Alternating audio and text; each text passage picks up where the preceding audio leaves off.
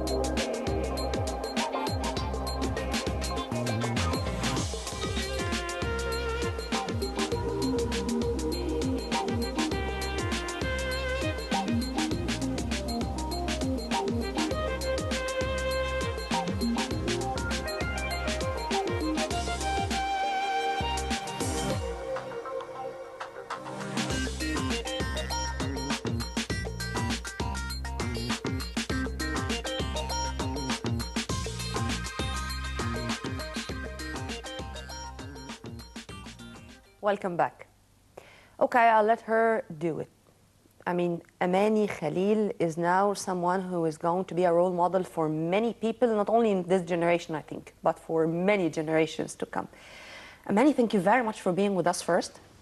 I should say it's an honor to have you. Thank you. And it's not a kind of a compliment, but I know that you are going to be a role model for many people, and we are going to have some surprises for you during this episode, as we are going to have your opinion about many other role models, because you are now included in the list. But let me first know about this Ironman issue, and would you please forgive my ignorance, because this was the very first time I knew about it when I knew about your victory and achievement. Okay. First, like you said, my name is Amani Khalil. I am Egyptian, and I was introduced to the Ironman through the world of triathlons. Okay. I started with my first triathlon in 2014 in Guna, and then I liked it, and I got better with this, with all the there. You know, there are three different sports in the triathlon. My weakest point, of course, was the swimming, so I decided to train more in the swimming. And then I did my first Olympic in Sahla Hashish, which takes place every year in December. And I did it so well, and I liked it. So I decided, why not go for the half Ironman? Yeah. I did my first half Ironman in May 2015. Yeah. Unfortunately, I was still inexperienced, maybe not trained well enough for it.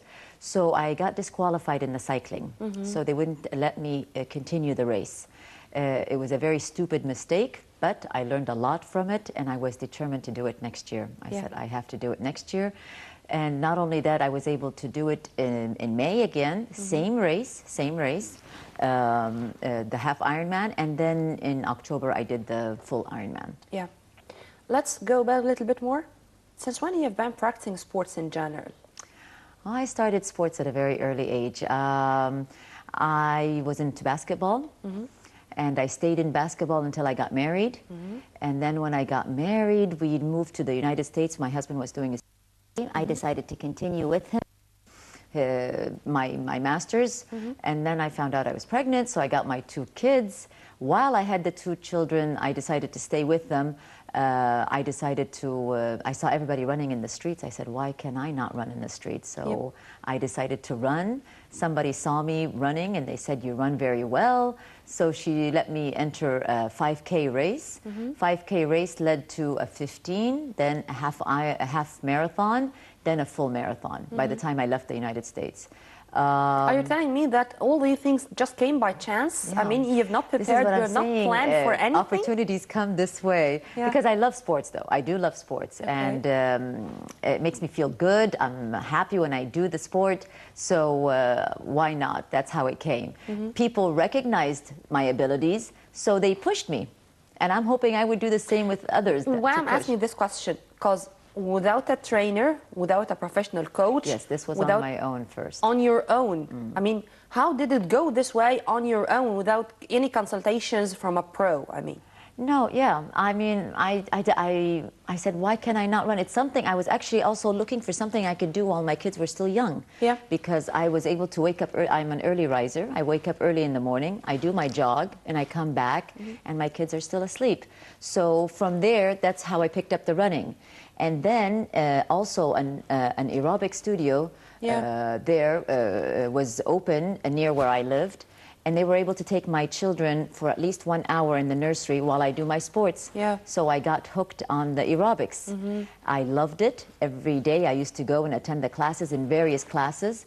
So I said, why not, my dear... But there was a statement you have said, for me, it was an ear-catchy. I like this expression. You run very well. This means that you had your own technique, your own style, as if you were trained by a pro. True? I guess I was born with it. I don't know. I really wasn't trained by anybody with the running. I just loved running. Fitness came from the aerobics. Okay. Maybe, so it helped a lot. Then you're sure you're not from a Jamaican origin or something? No. I'm pure Egyptian, so I guess we do have talent in that as well. Yep. But yes, then I decided, my mother-in-law actually was visiting me, and she saw how good I become also. Another person who also saw how good I become in the aerobics. Yeah. She told me, why don't you get certified? So I went and I did the exam and I got certified, and I started teaching aerobics when I returned back to Cairo. From there, I continued teaching, but I also continued running on the side. Yep. And then I got into a couple of marathons. I did my first marathon in Cairo here, in Luxor. It was in Luxor. This was my first marathon when I returned back from Egypt. And then since then, I started doing marathons abroad outside with Maadi runners. When was that? That was in 2002. Okay. I think, yeah, that's when I started. Until I still do marathons until this year. Yeah. Why I'm asking about timing in specific, especially in these things which needs to run the street and to go from here to there and to move from a stadium to the other, because we all know that from 2011, I think, for 2 or 3 years right after that, the case was not that easy, and especially for a woman. Yes. How did it go, especially in this period of time? After the revolution, before I used to run in the streets. Okay. And it was easy. And it was not bad at all. And actually, like I said, I don't know if I told you this before, but my friends, the taxi drivers, the porters, the newspaper carriers, they all were becoming my friends early in the morning. Yeah. So I was always greeted by them. In the revolution, it wasn't safe. So I had to train inside the club.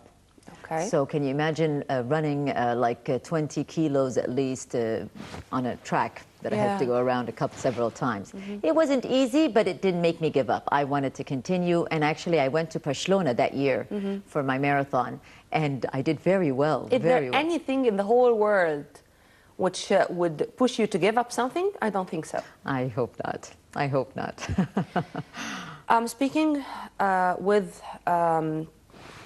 a woman who had her own career, someone who turned to be a pro when it comes to sports, a mother of 2 kids, and I don't think that they are now kids anymore, but of course they are going to be kids for you. They will always be my babies. Yes, sure. To manage time, this is another story. Let me know. Would you please elaborate? That's actually a good question. It's all about time management. If I didn't do it right, it wasn't going to be possible. I remember quite well that my kids, I used to always take them down to their school bus. So what am I going to do after that? I decided, why not run at that time? And so that was my only time that I can run early in the morning, because the bus used to pick them up at around 6:30. So it was early enough, no traffic. I did all my morning runs at that time, and then I would go back home, finish all that I have to do as errands for my home, and then go teach my classes at the Gezira Club, then return back home, wait for my kids until they came back from school, and then I took them back to the club for their training, and then I used to do my gym training, or I used to teach in the afternoon as well. So that's how I was able to fit my training with my kids' schedule. And they have chosen, of course, the sports they like. They chose swimming. Swimming. Yes. I was hoping they'd choose basketball but they chose swimming. They loved swimming, so I kept them in swimming until they finished, until they actually reached the water polo team. And then once they got into college, everyone went his way. My oldest went into soccer. He loves.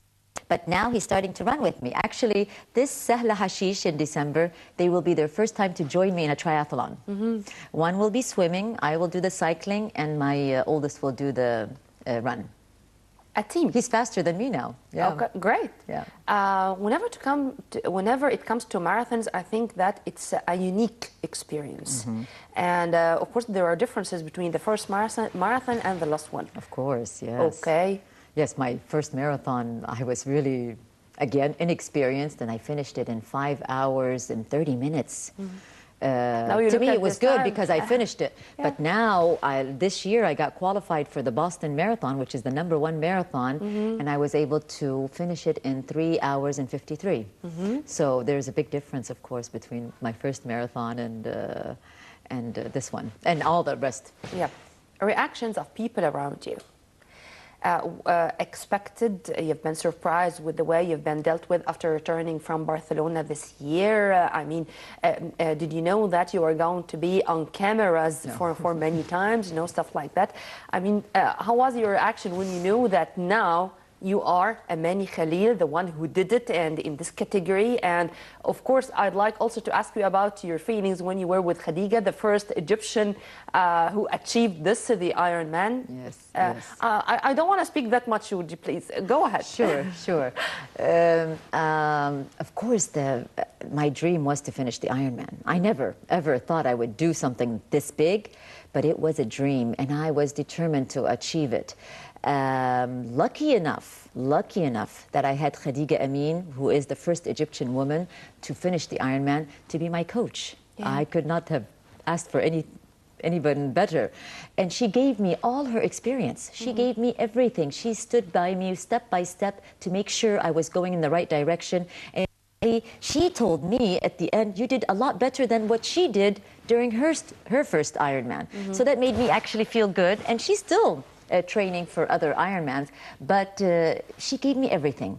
So I was lucky in that term. Your other question about the camera and all this attention, of course, I did not expect this at all. But one thing I am happy is that me achieving this Ironman did give hope to lots of other women. I don't want to tell you the number of people that tried to call me saying that they want to try something out and they want to do something maybe not as big or as little, but they just want to try, to give it a try, because it's not too late. To start, to give it a start. To start, yes. But of course, there were many obstacles on the way. Yes, yes. And I'd like to know if there were some moments where you, why I'm doing this to myself? Why I'm not just practicing to enjoy my time and to enjoy myself, and not to go through such a thing? Why I'm doing all this? I want to stop here. I'm not going to continue. And then something comes just from inside and tell you, no, you can do it, and you are going to be great, and you are going to achieve it. I know these voices were there inside you in this long journey. Boy, you amaze me, because it's like as if you were living inside me. Yes, there came these moments. I didn't expect that you would know that, but Yes, there are times where there's lots of obstacles that takes place, whether it's the environment, the pollution that we go through, or some kind of family matters. My mom got sick, but thank God she's okay. Thank God. My father-in-law died. All this, it bothered me, of course. I said, this should make me move more towards my goal than to just sit back and cry and let it be. So, so I didn't give up on that. And then another thing is when I see my kids and they see me Let me put my question in other words. What's the source of your positive energy? What the source of my passion? It's really about passion. I love what I do. Really, I love what I do. And it makes me better at what I do. So it's all about passion. It's all about, even in my teaching, even in my, whatever I try to get involved in, if I don't like it, I stay away from it. But if I like it, I continue. Then you're telling me that your positive energy comes mainly from inside, not from the surroundings. No, yeah, it's mainly from inside. Yeah, I mean, here I cannot blame circumstances. No. I cannot blame people. No. I should forget all about that. No, because really what I go through outside in the streets, unfortunately, of Cairo, it's sometimes I come and I say, wow, my gosh, what am I going to do? That next day I have to go through this again, or especially, we have a problem with the dogs that run after me. I get scared. Yeah, I get scared. Till the moment? Till the moment, yes. But I've been taught now how to deal with them. But because I love what I do, I want to continue. Otherwise, I'm going to be depressed. I'm not going to be happy. What about friends? What about family members, relatives? I mean, whenever you're telling this to yourself, but someone is there to tell you, "I'm here, I'm backing you. No, you can do it." I mean, these words really matter in very specific timings. That's true. Friends make a big difference. Family make even the most, the difference of all that I'm going to tell you right now. If my family was not supporting me, and being with me full power, I wouldn't have been able to do this. Like I said, my son and my husband, for him to allow me to go down at 5 o'clock in the morning, and he's always worried, my mom too, for me to do that, if they didn't let me, I wouldn't have been able to do it. But they know that I love it. And then again, when you're in the environment of sports, usually you're around friends that have the same common feeling. I've swam and ran and cycled with people like the Mahdi runners, and especially the Mahdi athletes. I don't know if you've heard of them. Yep. What spirit! What spirit! Tri-Factory, the ones that introduced me to the world of triathlon, to aquatics, that made me not fear the open water. All these are names of people and groups that encouraged me to continue. I don't know if I didn't have them, if I would continue here in Egypt. And I did most of my training here. All my training was here. Yep, and of course Khadija was another story. Yes, I am so grateful. Just to, of course, I'm going to continue with my dear guest, but cycling, running, they are not that expensive. When it comes to sports, it doesn't matter if you are of la crème de la crème, as the French are saying, or if you are a very simple citizen. Just run. Do it for your own self, for your own enjoyment, and don't think about those who are practicing golf, for example, and or those who are practicing any racket sport. If you run and enjoy yourself, it's going to be great. And I'd like to ask you about something. Many of the athletes I had, whether pro or even amateurs, whether young or old, whether experienced or not, they all agreed on one thing, that sports is the psychic relief. And whenever it comes to being that depressed or frustrated or having any negative feeling, whatever it is, whenever they are practicing their favorite sport, all these things are going just to demolish, to dwindle, completely to be forgotten after just 1 hour of training. True? True. 100% true. 100% true. The day when I don't train for what reason or another, it depresses me. I'm sad. I'm sad. Even my recovery days, it's like, well, I'm looking for something to do. What can I do? What can I do? Recovery days? So, yes, because we have days when you have to recover from your muscles because of the intensity of the training. But God forbid it was not an injury or something like that. No. And actually, I got injured. Injured. I fell off from my bike. It was a stupid accident, but I fell off. Wow. When was that? This was actually in the beginning of the training because, you know, the Ironman I started in January 1.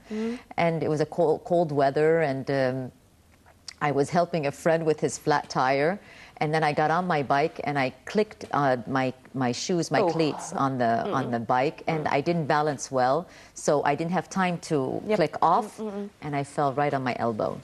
And surprisingly enough, I finished the training with my elbow this way, but when I went home, I realized that the pain came afterwards, and I had to go to the hospital, and it was inflamed. But thank God, no crack or anything. But I had to stay 3 weeks without sports. 3 weeks without. So what did I do? I would walk to the club, go and see all my teammates and watch them train, but not stay at home because it would depress me not doing anything. So at least walking, and I used to walk in the track. 2 weeks I was able to swim, but I could not use my hands, so I was doing the kicks.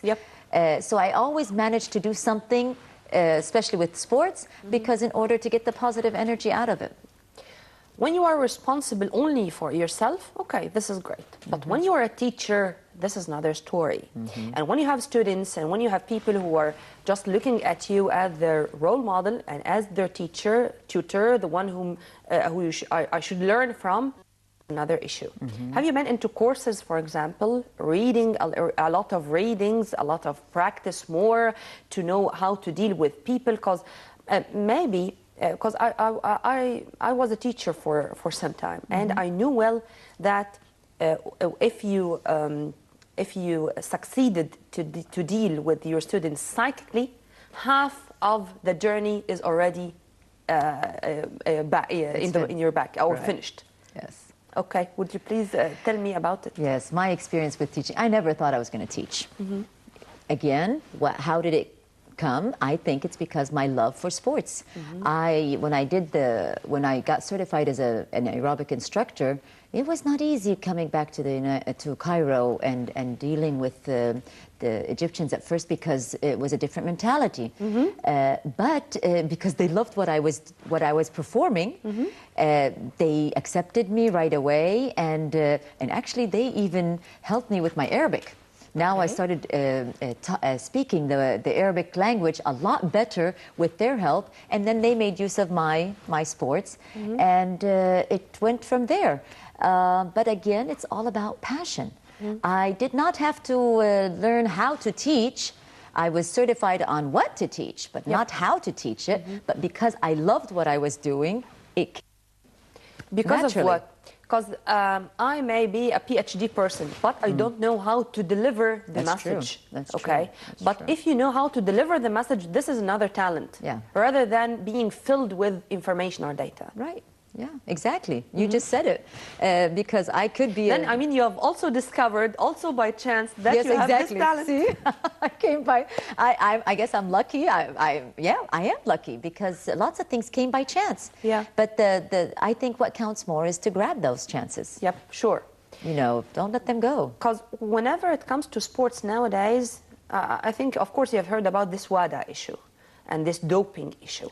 Because it was the Olympic year, the doping news were all the time on top of the sports news all over the world. So whenever you are teaching, maybe someone is going to ask you about a supplement, about something to take to help him or her to be better or to perform better, to ask you with the wondering, oh, are you going to tell me that you are not on a special supplement, on a special kind of vitamins, you know, stuff like that? They don't believe you right away. I understand. Okay, go ahead. No, to me, I always give them the advice of it's really about sleeping well, eating well, and just being stress-free. Of course, you can't be stress-free that easily here in Cairo, especially with what's going on in our country, but but to try as much as possible to be at ease and enjoy what you do. And that's it. Yeah, yeah. No, I mean, I'm against all these supplements and all these because it's not natural, and I believe God gave us everything, you know, by at least the food that we eat. But we don't have to take anything extra. You don't need to really put anything extra. Just eat well. I hope that all the students are following this, because unfortunately there are many role models, I mean champions, now in Egypt. They fell in many of these traps, I should say.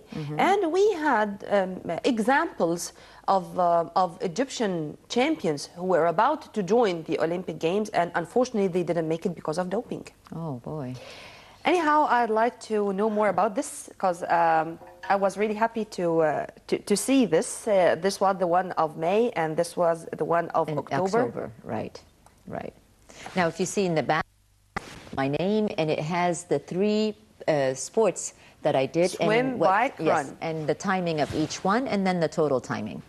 This was back in May? This was in May. Okay. Yes. When you've received this, have you been thinking about what's going to come in October, or oh, this is great and that's enough and it's okay, I'm too tired, I'm too exhausted, I'm not going to think about what's going to come in the coming few months, or no? Yeah, like I said, this one is the one I was determined to do, because after I failed the first one.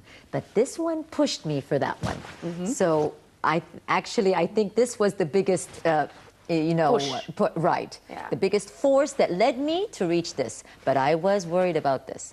A lot of times, worried, yes, because it was a lot of intense training. It really took, drained me. But I tried my best to kind of enjoy it, but at the same time, I had to sacrifice a lot of things. A lot. Kilometers? 180 kilometers of cycling, yeah. Can you imagine that? Like, this is... I cannot imagine. This is like from here to imagine. From Cairo to Alex, but 180 kilometers? 180 kilometers of cycling. So can you imagine that we had to do this every Friday, go onto the Sukhna Road and cycle for about 5 to 6 hours once a week. First, second time, it's nice. By the time you reach the 3rd or 4th, then you get tired and exhausted. But again, you have a goal you're aiming for, and it's all for the best. And it really, I trained well. Thanks, Khadija really trained me well. There's not a single training that I skipped unless I was sick. What were her most important instructions? Mind. It's all about the mind. She told me that's one thing. She said, don't let the physical part, don't let the mind control. Mental fitness. Yeah, mental. It's all about fitness. The mind is a lot overpowering than the body. You have to kind of, because that's what I'm saying. By the 4th or 5th, I was so tired and bored. And she said, let this help you work out.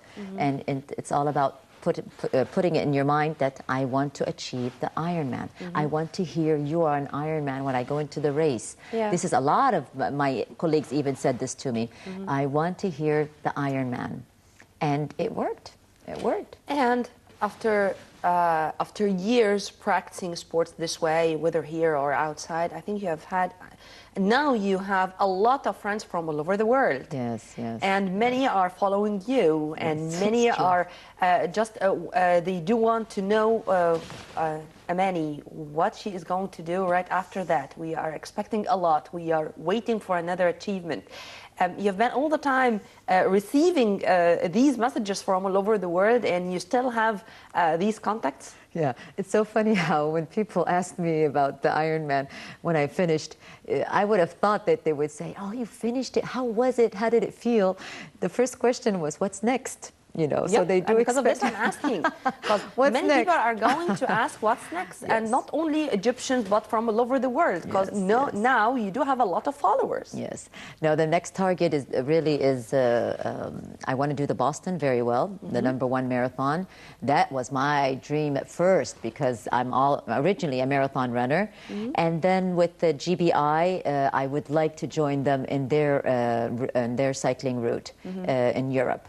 This I want to do where you go from one country to another for about 7 days. cycling. Every day, I think it's about an average of 100 to 120 kilometers per day. This is new to me, and I'm hoping I could do this next year. When next year? I think it's going to be in June. It's going to be in June, meaning that 8 months from now? Then you should be preparing so yourself. I'm already, yes, I'm waiting. Now. I'm waiting for Sahla Hashish to finish it with my kids because this race is really for them. And then I will start training for the Boston Marathon and along with it the GBI trip to Europe. You change your course of training according to the events you are going to go through? Yes, yes. I mean, you are going to have a program or a special schedule just before. I mean, you have started this from now, or this is going to be just 3 months just before this June issue, or what? I wish I could show you my log. I have a diary that I have since the beginning of January. And on the diary, on the first page, I wrote down my 4 goals for this year. Goal number 1, goal number 2, goal number 3, goal number 4. I have the 4th goal to finish, this Sahla Hashish one. And in it, in each month, it has all my program, what I'm going to do for the month. So I kind of plan it before the month, of course, with my coach. But I like planning. Planning makes a big difference, This is a sustainability report here. Planning really helps you out with time management, just like you said before. Yeah. So, and when you plan, you kind of vision what's going to happen and how you're going to do it. And then it's nice when you look back to it. Many times now, since I came back from the Ironman, I look back to my training. Wow, did I do all this? Yes, I did all that. And it helps me with the rest. And since I said that I'm now with someone to be included into the list of my favorites when it comes to champions, we are going to have some videos. I've chosen 3 videos for 3 of my favorites. And I'm going to ask Amani who is going to be her favorite, but right after this.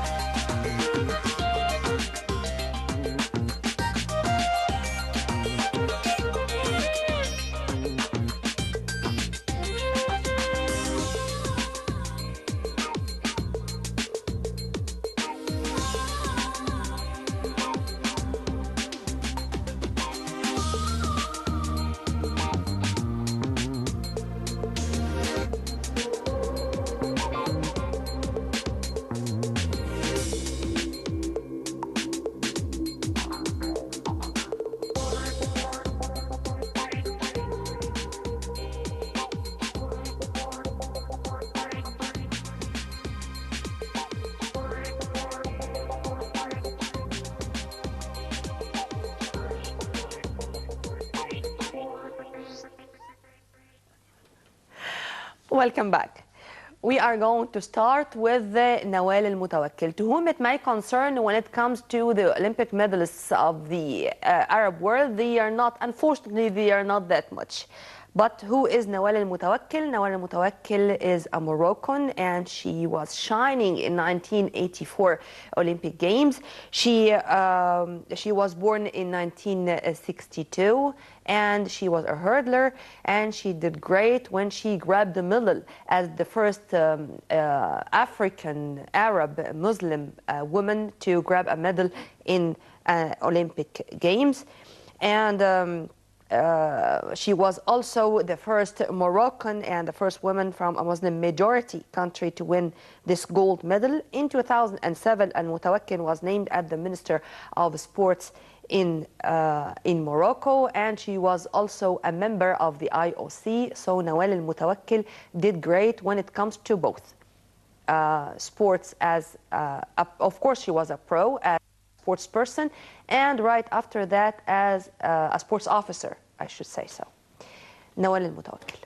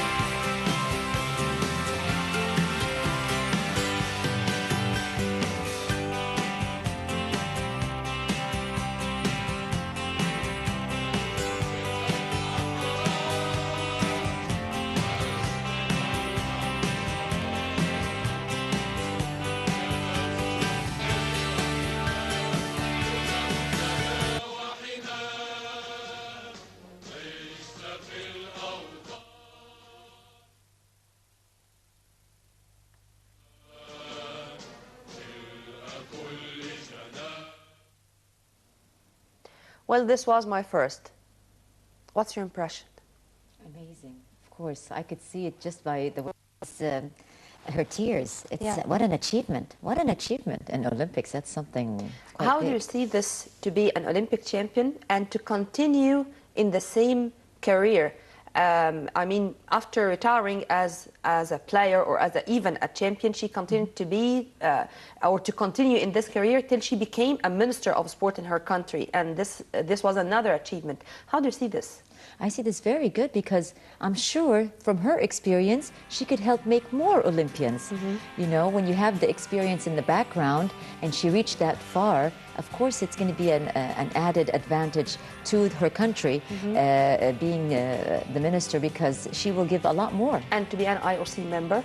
Also, that's this is another issue. Exactly. I mean, are you with women to continue in such a career if she had the talent, or she should just say it's enough for me and I was a good player, I was a champion, and that's it? No, I think they should continue, of course. They should. They should, yes. Okay. Of course. Then my second is Nadia Comanche. Nadia Comanche. At the age of 14, she was something. Let's watch. Nadia Comanche in her floor exercise, needing only an 8.50 to win overall. You know, despite how terrific this girl is, she's still up against an obstacle. She's a threat to the Russians, who dominate the judging through allies who want their friendship. And she has to perform a 12.0 routine. The great thing about it. Born on the 12th of November 1961. At the age of 14, Nadia Comanche became the first gymnast in Olympic history to be awarded the score of 10 at the 1976 Summer Olympics in Montreal. She would eventually go on to receive 6 more perfect 10s in Montreal, as well as 3 gold medals. A few years later, she won 2 gold medals at the 1980 Summer Olympics in Moscow. Married to an American gold medalist, Bart Conner, Comanche is one of the best-known gymnasts in the world and is credited with popularizing the sport around the globe. Into the year 2000, she was named as one of the athletes of the 20th century. Great balance. You wonder where she pulls all that strength from. 4 feet 11, 86 pounds. Here's her last tumbling run. A double twist. Beautiful. Look at the height on that.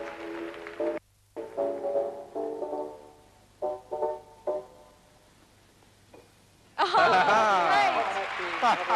She is, what can you say? She's just unbelievable. 14-year-old Nadia Comanche of Romania. And here's her last tumbling run. Watch the height at the end of her routine. Nails it perfectly. 10.0. A perfect score. 10.0 for Nadia Comaneci. A perfect score. The first time I've never seen anyone get a 10.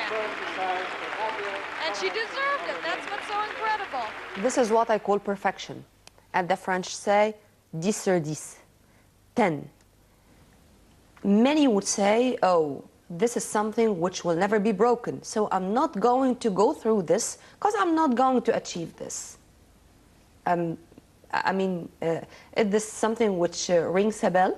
No, I mean, it shouldn't be that way, because always, whenever you achieve, there's also it's different. I'm Okay. sure it's different. Even her timing now, that was today's timing, there's always going to be an added thing.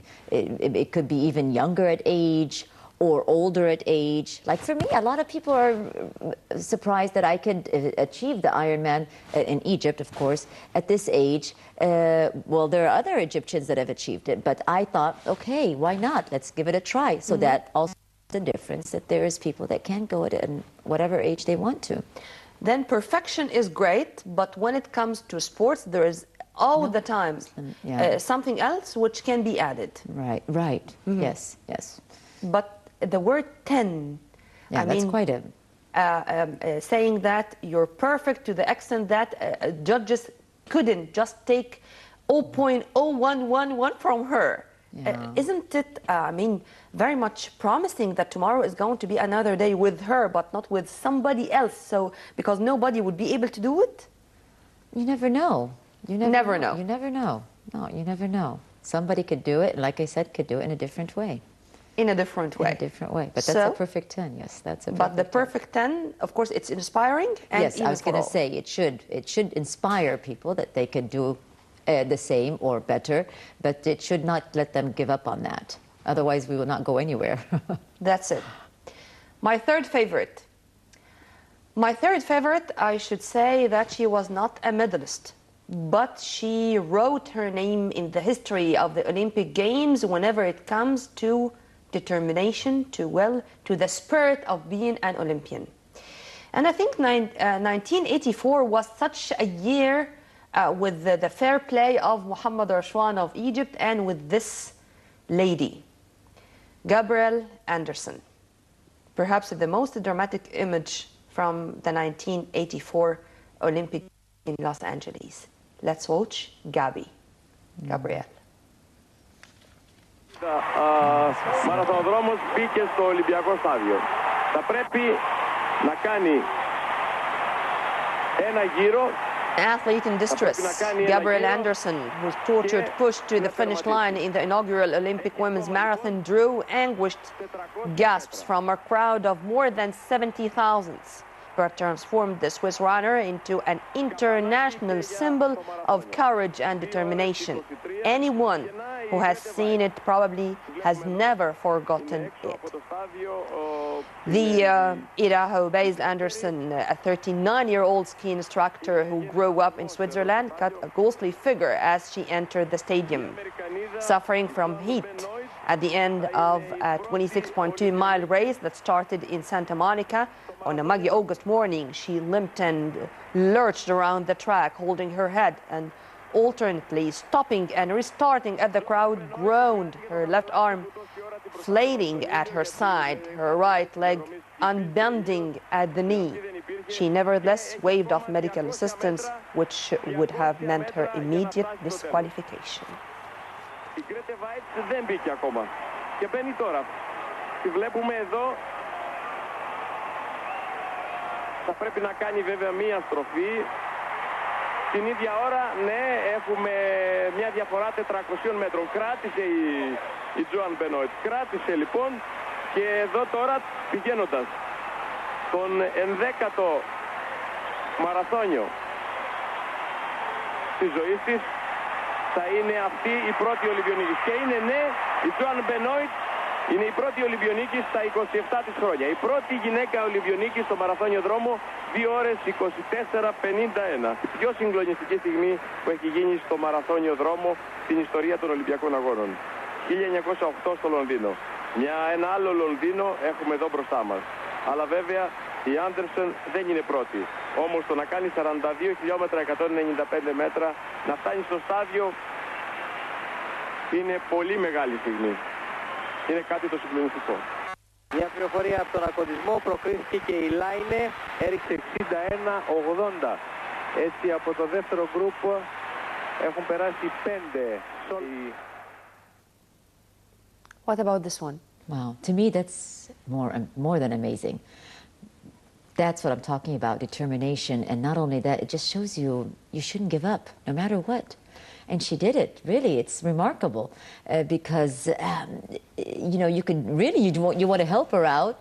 And she could have gotten assistance and been disqualified, but she didn't request that. She wanted to continue. She wanted to finish it. She wanted to achieve her dream. Amazing. I like these moments. Yeah. It's for me, it's very This is what inspires. Yeah. This is what inspires. Yeah. Then for you, who is your favorite? I would think she's my favorite, really, because it just shows you that... Gabby is my favorite, by the way. Yeah, really? Okay. Yeah, she would inspire me, that nothing is impossible. Everything can be possible. Mm-hmm. Despite the fact that Nadia and Mutawakkil were great. Yes, of course. Someone went into the career and moved or developed to be a minister and to be an IOC member, and the other was perfect with this 10 degree. But Gabriel, for me, is my favorite. Yeah, and if you share me the same, would you? Well, it's a vote for her. Yeah, no, I would vote for her as well. Because like I said, she encountered something different from her training, I'm sure, and it didn't make her stop. She moved on. The others, that's why they got the perfect 10, and Mutawakkil reached to what she was aiming for. But this one, something came in. I'm sure she got dehydrated. Or because she's a runner. No, that's not fair. That's not fair. No, I like that because, like I said, she went after her dream, her target, her goal. I've decided to choose those three, and of course they're all women, because everyone had her own advantage or had her own quality, I should say. But for me, as I said, Gabby, I should say this now, Gabby is my favorite. But I'd like to know if I'm going to describe every one of them with only one word, what I should say. To describe them with one word? Each one with one word. Gabriel? Wow, I don't know. Again, I'd say, to me, because I'm always thinking this way, it's their passion. They really had the passion to finish it. Each one of them to finish it in the right way. Even Nadia, the way she performed, she must love what she's doing. So they're all passionate on what they're doing, because you cannot, you can be an athlete in so many sports, but I'm sure there's going to be always one sport that you love so much that you do the best in it. Regarding them, if I'm going to describe each of them with one word, for example, Gabriel, it's determination, Nadia, it's perfection, and Mutawakkil, it's being a professionalism. Which is closer to Amani? Closer to me, I'm a perfectionist. I like to do things the right way. Okay. So it probably might be Nadia in that sense. I like to stick by the book. And I always do my best. You know, I don't ever say no. Even some of my colleagues would always say, oh, we know she's going to go till the end. We're in the training. Sometimes it's hot, or it's raining, or there's wind, but I want to finish it. Then if I'm going to divide your personality or to say that perfection would occupy how much percent? Oh, I would say 99% in me. Okay, Yeah, determination? No, determination also is a high one. But perfection is, well, I'm trying now. You put everything to. I guess maybe I have all the qualities. Professionalism? And professionalism. I like to always do it the right way. You know, this was my test. I knew from the beginning that you are going to choose the three, and the three are going to be there into your personality, and you are not going to choose. All of them are going to be foot. Yeah. And because of this, you are who you are right now. Exactly, I think so too. By the way, you are discovering yourself with me now. Yeah, when you said it that way, I didn't think, okay, yes, I do have this, and I do have that, and I do have... But yeah, they all are very equal to me, yeah. Very very equal? important, and very important to me, yes.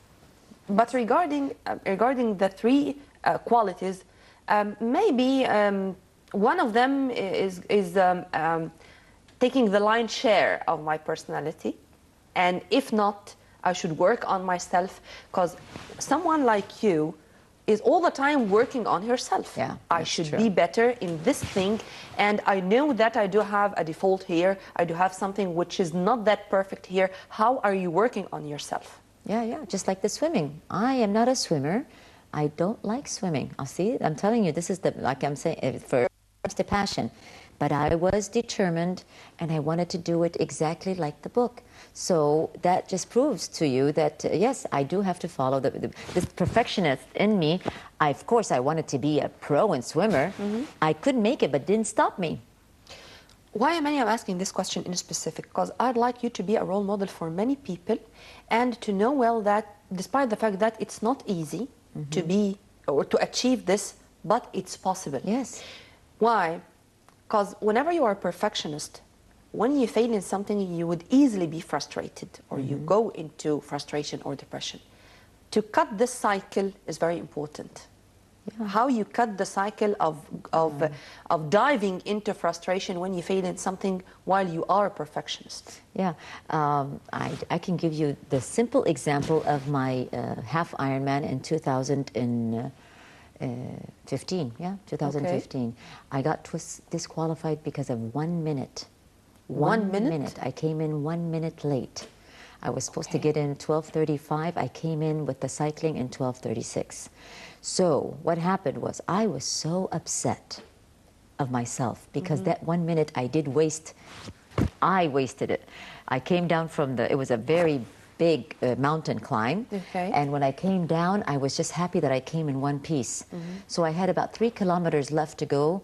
I decided to take it easy, but I did not do my work and know that there's another cutoff time. Yeah. It made me feel so bad. And the next time I was determined to read every single instruction and part of the instructions to make sure I don't miss anything. And that's part of, again, being the perfectionist that I am in. I did it even in less the time that I expected because I wanted to make sure I don't even get near the disqualified time. Yep. Are you all the time blaming yourself? No, but it's just to make myself better. I always like to be better. Why not? If I can make myself better, I'll do it. I'll go for it. If I can't, I'm not going to say, because you can't have everything, and you can't be perfect in everything, but I try. I don't give up. Just like my swimming, I never swam that long, but I said, no, I'm going to dedicate 3 times a week swimming until I get the hang of it. And thank God for the group that I was in and my coaches then. They really believed in me and saw this in me, so they pushed me. Pushed me to be better. They believe that you can do it. Exactly. And you are up to this mission. Exactly. And whenever you are inside the story, okay, that's it, and I should continue. I've started, I cannot stop right now. Have you said this to yourself more than once? Yeah, yeah. When I went to, especially with the open water, because I remember when I went to do the open water with the aquatics, I was so upset I did not do well. And I said, oh, how am I going to do this when I go into the real water? And they did not give up on me as well. They said, no, you could do it. It's just a bad day. It was just one bad day. And I was a little bit tight with the suit, so it didn't fit me well. And sure enough, thank God I believed in them and they believed in me. And the next time when I went and did the Sokhna open water, I did well. Open water can be frightening. Yes, yes, yeah. yes. And maybe especially when it's rough. And cold, you know, it's very cold. The water is freezing. But they taught me well. Now it's time for you to speak to our viewers with a message. I'd like you to, it's not to be directed to a special sect, not to women, not to children, to all people. You can do this, you cannot do that. My dreams are so and so, my hopes are so and so. for me, for Egypt, for the Egyptians? What are you expecting? How do you expect other things to come? You're all the time optimistic or no? You have the... I'm not going to speak. You put me...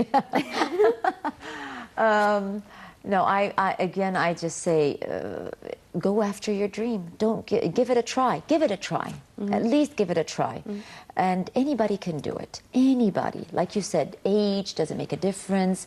Man or woman, child, or there's people in the Ironman. I was really surprised in the 70s and 80s. Yeah, you know that there's a famous nun, Madonna, so that's her name. Yep. She's 86 and she's done 46 Ironmans. That's amazing. That inspires me. Okay. So of course, if she can do that, why can I not try? Then you are calling on Egyptians to do so. Of course. Everybody. All the Egyptians can do it. And if I could do it in Egypt and train in Egypt, anybody can do it. Then whenever Amani Khalil is saying so, would you please say okay and you believe in it? Follow. She believes in what she is doing and what she was doing and what she will do. And because of this, she is the one who is in front of me right now. Amani Khalil, the Ironman champion, or the Ironman we have. Yeah. By the way, she's cute and she's lovely and she knew well how to be such a cutie, not only in front of the camera. Thank you very much for being with us. It was an honor. It was a pleasure. It was a pleasure. Tomorrow is another day, and I Yes. think it's not going, inshallah, to be the last time with us on Nile TV International, and especially in Score Sheet. We are going to leave you with a promise to see you again. Thank you. Thank you for having me. Thank you. Well, by this we come to the end of this very special episode of Score Sheet. On behalf of Dr. Muhammad Rabia, Amr Fathallah, the staff of our studio, Studio 35, myself, Nermina Abdurrahman, many thanks for watching. Always and forever. Assalamu alaikum.